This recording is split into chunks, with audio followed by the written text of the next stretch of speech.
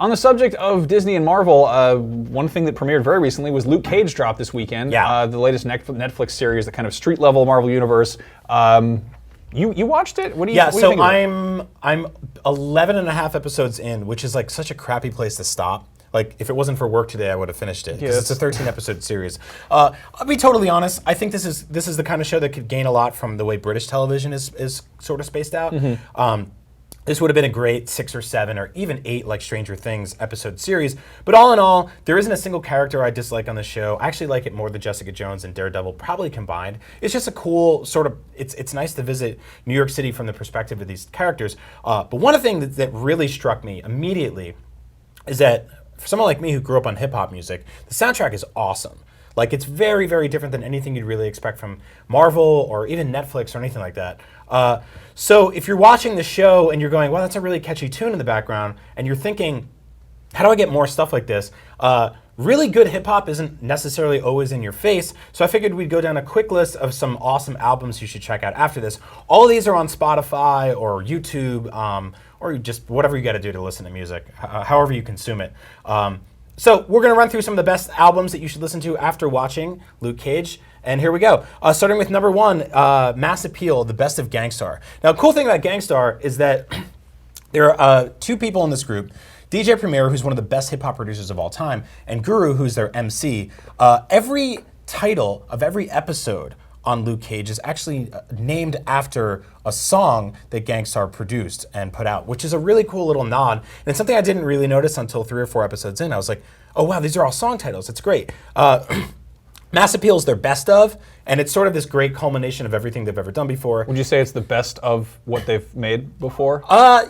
Yeah. Like it's some of their greatest hits? I would say so. But you know how like greatest hits go, if you're a fan, there's always a couple songs where you're like, well, that should have been on there, but it wasn't. But it's definitely a great first exposure into Gangstar, who are awesome. Guru passed away a couple years ago, so they don't make new music anymore, but DJ Premier's still kicking around. Next up, you've got The W by Wu-Tang, one of my favorite rap groups of all time, and you're probably sitting there going like, what about 36 Chambers or Forever? They're way better albums. Totally, and you're right, but The W is really awesome because it leans very heavily on a lot of Isaac Hayes samples. He specifically is on the album, and Isaac Hayes is actually played all over the Luke Cage soundtrack. They'll drop his songs in a couple of different ways. RZA sampled his songs to make songs for The W. There's plenty of Wu-Tang references on Luke Cage, so it all sort of comes together magically. Coming up next, Ghostface Killah and Adrian Young, 12 Reasons to Die. Adrian Young does a lot of the background music on Luke Cage with a producer from Tribe Called Quest named Ali Shaheed Muhammad. Now, Adrian Young put together this album of instrumental music that sounds like something RZA would have produced or sampled from. So it's sort of like a copy of, and Ghostface raps all over it. Fun fact about that, Ghostface's nickname through all of the 90s was Iron Man, and Iron Man is a Marvel character. There you go. Who they're actually allowed to specifically name on Luke Cage because of the weird laws with all that. You know, like they can't call the Hulk, they call him like the big green guy.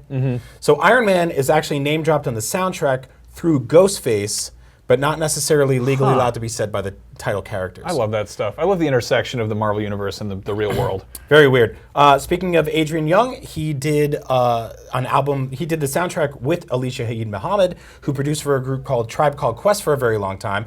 This is their best of album. Honestly, all of their albums are fantastic, but if you want to get it all in one spot, this has really great songs like Can I Kick It and Benita Applebum. This was Phife Dawg, who passed away recently, and Q-Tip rapped on these beats. One of the best producers of all time, just one of the best hip-hop groups. Really good feel-good music, so go check that out. Hey, quick question. If I don't have time to listen to it, what's the answer to that? Can I kick it? Yes, you may. All right. That's the British polite version. Of course you can. There's a flashback on Luke Cage, which throws back to the 80s, which a character named Pops is talking about him growing up. And it brings you sort of through the eras of the old school hip hop, but eventually it brings you to the kind of gritty 90s era of hip hop, which Old Dirty Bastard, member of Wu-Tang, was part of.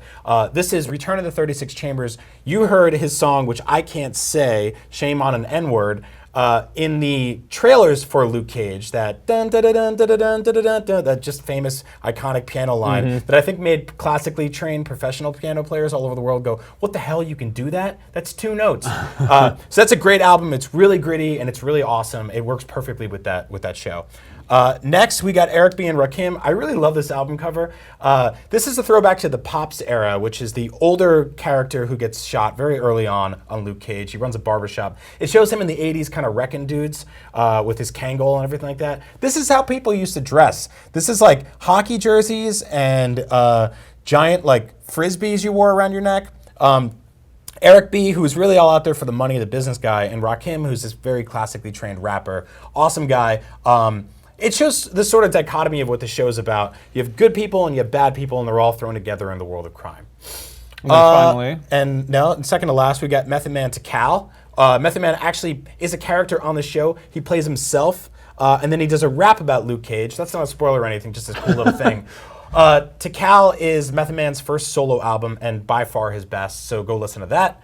And finally, the main bad guy for most of the show is a guy named Cottonmouth, although he doesn't like to be called that. He's got a poster of Biggie in his lair wearing a crown, and this is Notorious B.I.G.'s Ready to Die, the album he recorded right before he died, sadly and ironically. So yeah, those are 8 albums you should definitely listen to before, after, or during you watch Luke Cage on Netflix. And that was a nice little excuse to talk about hip-hop right here on IGN.